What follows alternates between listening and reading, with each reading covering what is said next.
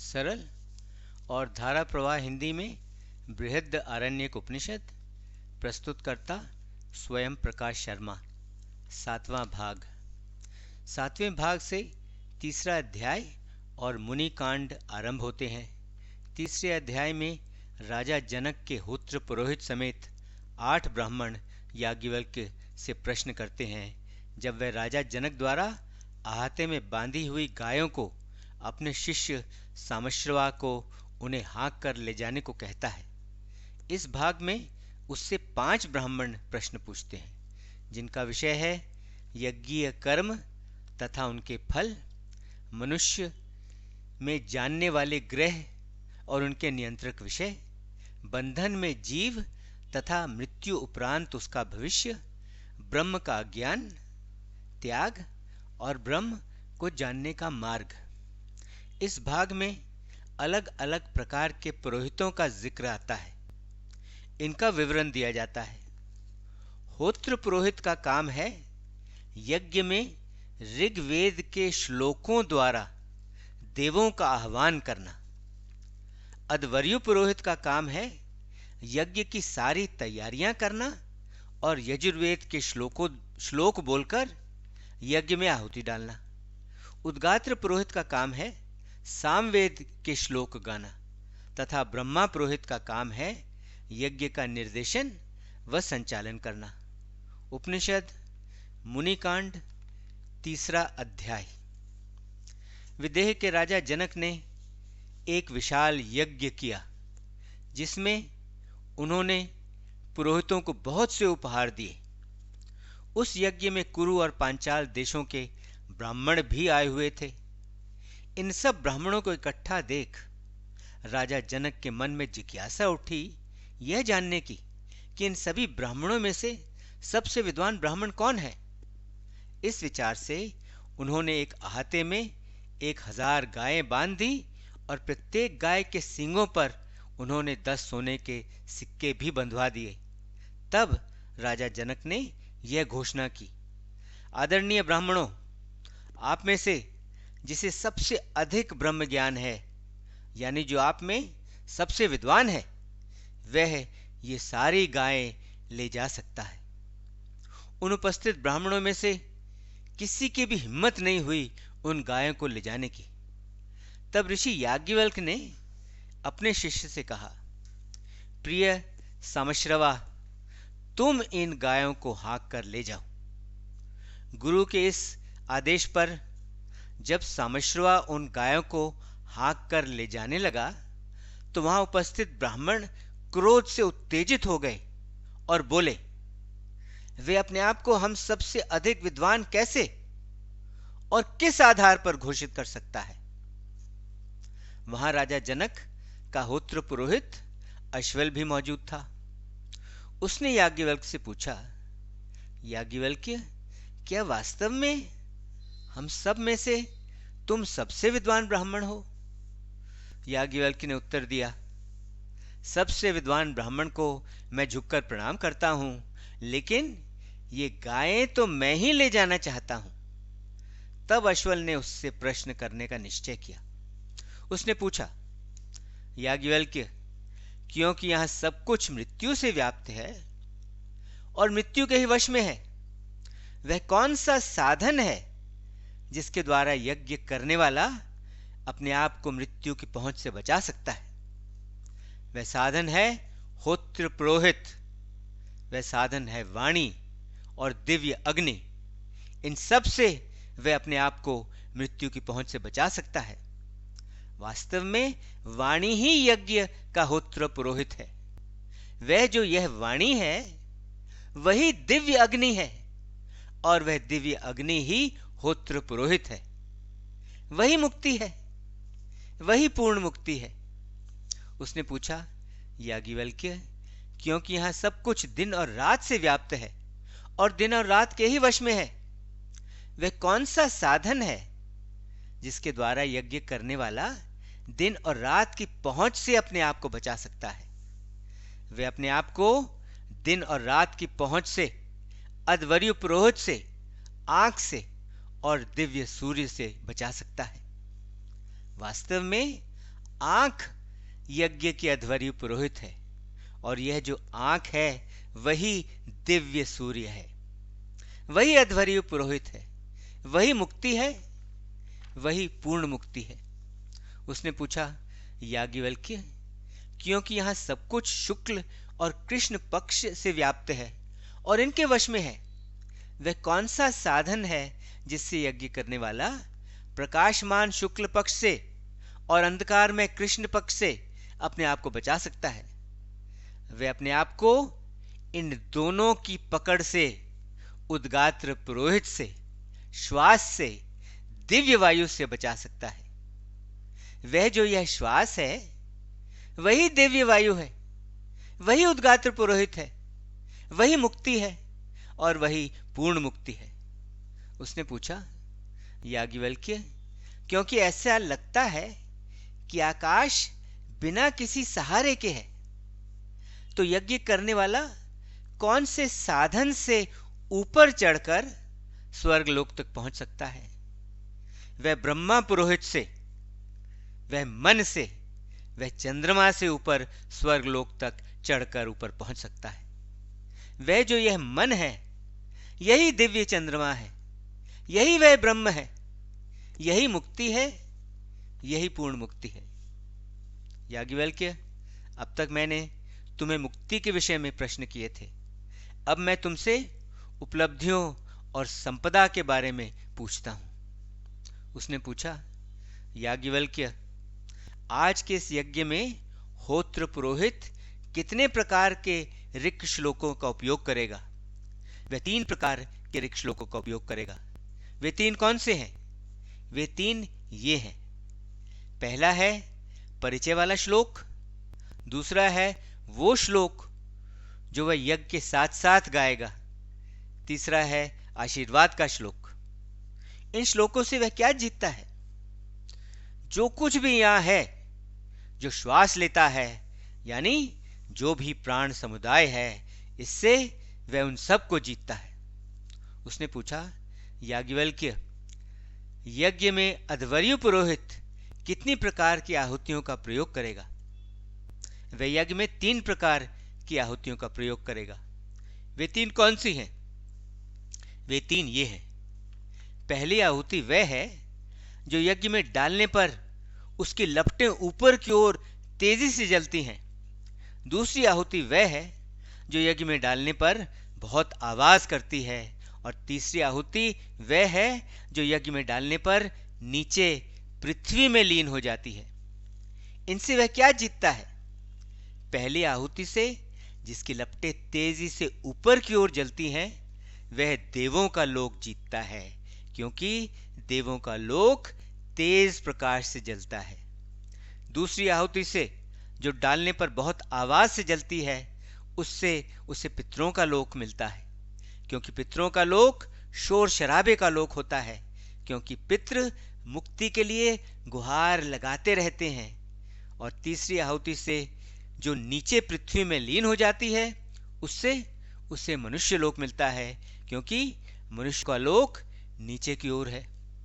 उसने पूछा, याज्ञवल्क्य, दाहिनी ओर जो ब्रह्मा पुरोहित है, वह कितने देवों से आज इस यज्ञ की रक्षा करेगा? वह केवल एक देव से आज इस यज्ञ की रक्षा करेगा। वह एक कौन सा देव है? वह है मन। वास्तव में मन अनंत है और विश्वदेव भी अनंत हैं, और इस अनंत मन से यह यजमान अनंत लोक जीतता है। उसने पूछा, याज्ञवल्क्य, आज के इस यज्ञ में उद्गात्र पुरोहित प्रशंसा के कितने मंत्र गाएगा? आज के इस यज्ञ में वह प्रशंसा के 3 मंत्र गाएगा। वे 3 कौन से हैं? वह 3 ये हैं। पहला है परिचय का मंत्र, दूसरा है वह मंत्र जो वह यज्ञ के साथ साथ गाएगा, और तीसरा है आशीर्वाद का मंत्र। जीवात्मा के विषय में ये 3 कौन से हैं? जीवात्मा के विषय में ये 3 हैं। पहला परिचय का मंत्र अंदर जाने वाले श्वास प्राणवायु है। यज्ञ के साथ साथ गाया गया दूसरा मंत्र उसके लिए बाहर छोड़ा हुआ श्वास अपान वायु है, तथा प्रशंसा वाला तीसरा मंत्र उसके लिए व्यान वायु है। इनसे वह क्या जीतता है? परिचय वाले पहले मंत्र से वह पृथ्वी लोक जीतता है। दूसरे साथ साथ गाए जाने वाले मंत्र से वह अंतरिक्ष का लोक जीतता है और आशीर्वाद वाले तीसरे मंत्र से वह स्वर्ग लोक जीतता है। उसके बाद अश्वल चुप हो गया। फिर आर्तभाग जारदकर ने प्रश्न पूछे। उसने पूछा, याज्ञवल्क्य, मनुष्य में कितने जानने वाले ग्रह हैं और कितने उन ग्रहों के विषय हैं? मनुष्य में 8 जानने वाले ग्रह हैं और 8 ही उन ग्रहों के विषय हैं। वो कौन से 8 ग्रह हैं और उनके 8 विषय क्या हैं? नासिकाओं द्वारा अंदर जाने वाला श्वास प्राणवायु जानने वाला एक ग्रह है और नासिकाओं से बाहर जाने वाला श्वास अपान वायु इस ग्रह का नियंत्रक विषय है, क्योंकि इसी बाहर जाने वाले श्वास अपान वायु से ही व्यक्ति गंधों को सूंघता है और उन्हें जानता है। वाणी एक जानने वाला ग्रह है और नाम इस ग्रह का नियंत्रक विषय है, क्योंकि वाणी द्वारा ही व्यक्ति नामों को बोलता है और उन्हें जानता है। जीभ एक जानने वाला ग्रह है और रस या स्वाद इस ग्रह का नियंत्रक विषय है, क्योंकि जीभ द्वारा ही स्वादों को जाना जाता है। आंख एक जानने वाला ग्रह है और रूप या आकार इस ग्रह का नियंत्रक विषय है, क्योंकि आंख द्वारा ही व्यक्ति रूपों और आकारों को देखता है और जानता है। कान एक जानने वाला ग्रह है और शब्द या आवाज इस ग्रह का नियंत्रक विषय है, क्योंकि कान द्वारा ही व्यक्ति आवाजों या ध्वनियों को सुनता है और उन्हें जानता है। मन एक जानने वाला ग्रह है और इच्छा इसका नियंत्रक विषय है, क्योंकि मन द्वारा ही व्यक्ति इच्छा करता है और मन द्वारा ही इच्छा को जानता है। हाथ एक जानने वाला ग्रह है और कर्म इस ग्रह का नियंत्रक विषय है, क्योंकि हाथों द्वारा ही व्यक्ति कर्म करता है। त्वचा एक जानने वाला ग्रह है और स्पर्श इस ग्रह का नियंत्रक विषय है, क्योंकि त्वचा द्वारा ही व्यक्ति स्पर्श करता है और स्पर्शों को जानता है। तो ये हुए 8 जानने वाले ग्रह और 8 ही इनके नियंत्रक विषय हैं। उसने पूछा, याज्ञवल्क्य, क्योंकि यहाँ सब कुछ मृत्यु के लिए भोजन है, वह कौन सा देव है जिसके लिए मृत्यु भोजन है? वह देव है जल। अग्नि वास्तव में मृत्यु है और यह अग्नि जल का भोजन है। वह जो यह जान लेता है वह मृत्यु पर विजय पा लेता है। उसने पूछा, याज्ञवल्क्य, जब ऐसे मुक्त ऋषि की मृत्यु होती है तो क्या उसके प्राणाधार श्वास उससे बाहर ऊपर निकलते हैं या नहीं? नहीं, वे उससे बाहर ऊपर नहीं निकलते, बल्कि वे उसी में इकट्ठे हो जाते हैं। वे वहीं लीन हो जाते हैं। उसका वह शरीर फूल जाता है और ऐसा उसका फूला हुआ शरीर मृत पड़ा रहता है। उसने पूछा, याज्ञवल्क्य, जब ऐसा व्यक्ति मरता है वह क्या है जो उसे नहीं छोड़ता? वह क्या है जो उसके साथ नहीं मरता? वह है उसका नाम। व्यक्ति का नाम उसे नहीं छोड़ता। व्यक्ति का नाम उसके साथ नहीं मरता। व्यक्ति का नाम अनंत है और विश्वदेव भी अनंत है। इस अनंत दर्शन को जानकर व्यक्ति अनंत लोक प्राप्त करता है। उसने पूछा, याज्ञवल्क्य, जब इस मृत व्यक्ति की वाणी अग्नि में प्रवेश कर जाती है, जब उसका प्राण वायु में प्रवेश कर जाता है, जब उसकी आंखें सूर्य में प्रवेश कर जाती हैं, जब उसका मन चंद्रमा में प्रवेश कर जाता है, जब उसके सुनने की शक्ति दिशाओं में प्रवेश कर जाती है, जब उसकी आत्मा अंतरिक्ष में प्रवेश कर जाती है, जब उसके शरीर के बाल जड़ी बूटियों और औषधियों में प्रवेश कर जाते हैं, जब उसके केश वनस्पतियों और वृक्षों में प्रवेश कर जाते हैं और जब उसका रक्त और वीर्य पानी में चले जाते हैं, फिर उस व्यक्ति का क्या होता है? याज्ञवल्क्य ने उत्तर दिया, आर्तभाग मेरे मित्र, मेरा हाथ पकड़ो। इस बारे में हम दोनों अकेले में बात करेंगे। यह सब लोगों के सामने चर्चा करने का विषय नहीं है। वे दोनों वहां से चले गए और उन्होंने इस पर चर्चा की। जो उन्होंने कहा वह कर्म था और जिसकी उन्होंने प्रशंसा की वह भी कर्म ही था। वास्तव में अच्छे कर्म से व्यक्ति अच्छा बनता है और बुरे कर्म से व्यक्ति बुरा बनता है। इसके बाद आर्तभाग चुप हो गया। तब भुज्जु लहयायनी ने प्रश्न किया। उसने कहा, याज्ञवल्क्य, हम माद्र कबीले के बीच भ्रमण कर रहे थे और पतंजल काप्य के घर पहुंचे।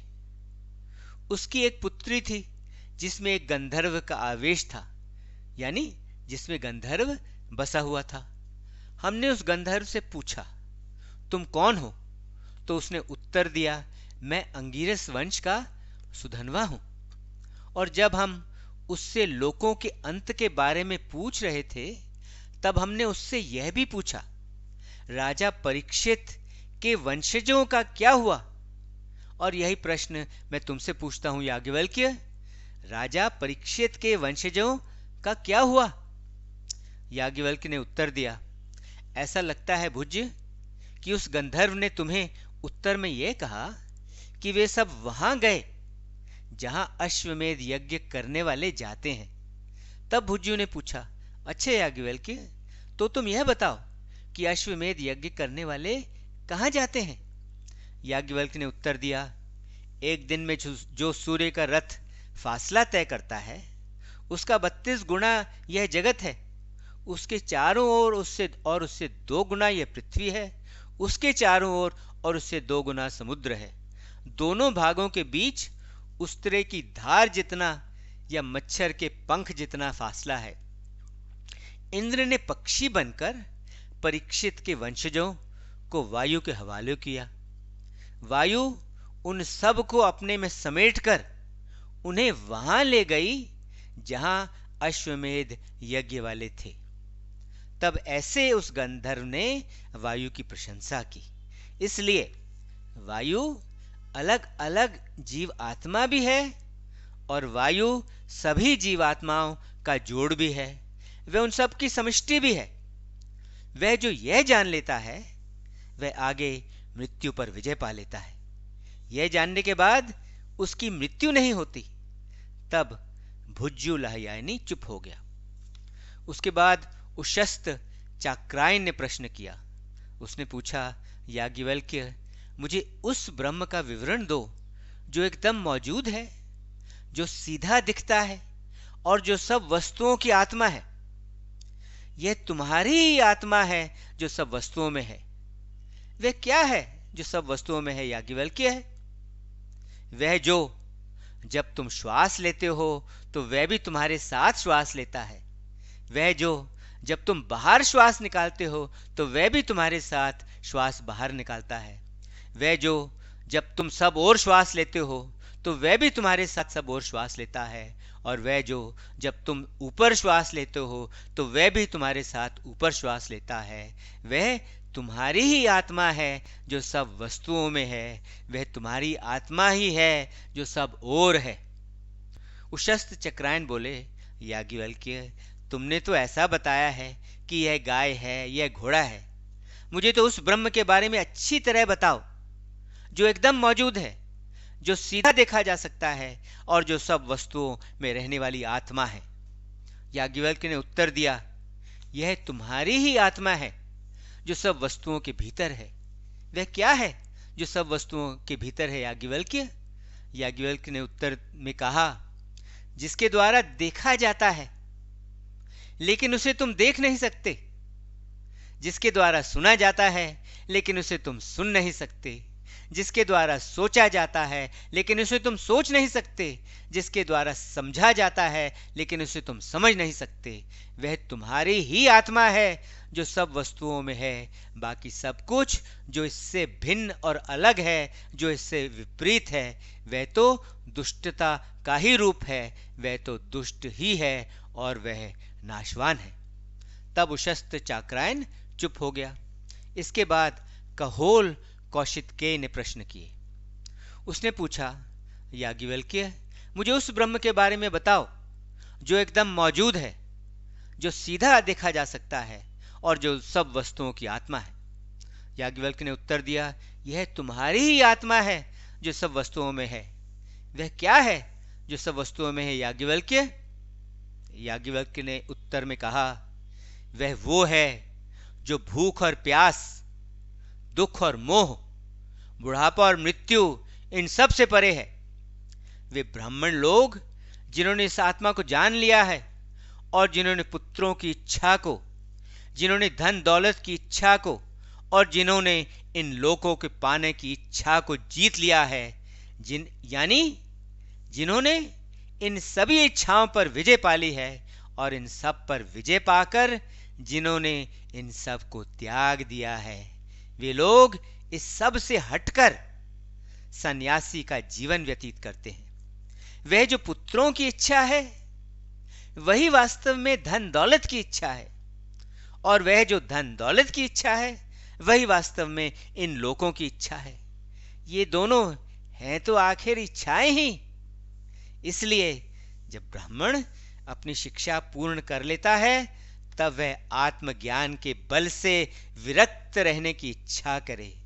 ऐसे वह ब्राह्मण एक शिशु, एक छोटे बच्चे की तरह जिए और उस जैसा जीने के बाद और ज्ञान को पूर्ण रूप से प्राप्त करने के बाद वह मुनि बने।